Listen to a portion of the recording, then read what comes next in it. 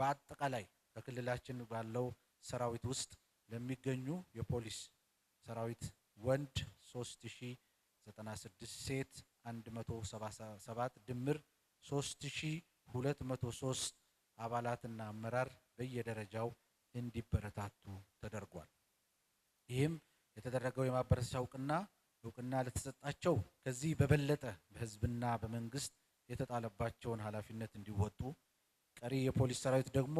ከተበረታቱት ልምድ በመቅሰም መንፈሳዊ የሆነ ተወዳዳሪነት እንዲያዳብሩና በየደረጃው ባለው መዋቅራችን በሚቀጥለው በጀት ዓመት መጨረሻ ላይ ራሳቸውን አዘጋጅተው እንዲገኙና የሥራ ተነሳሽነታቸው እንዲጨምር ምንም እንኳን እውቅና የተሰጣቸው ከብዙ በጥቂት ቢሆንም ለቀጣይ ያለምንም መቋረጥ ተጠናክሮ እንደሚቀጥል እያሳወቅ የህግ ማስከበር ስራችንን የክልላችን ህዝብና ሰላም ደህንነት በማረጋገጥ የበለጠ እንድናጎለብተው ሰራዊቱ ተጠናክሮም እንዲቀጥል ከፍተኛ ሚና ይጫወታል።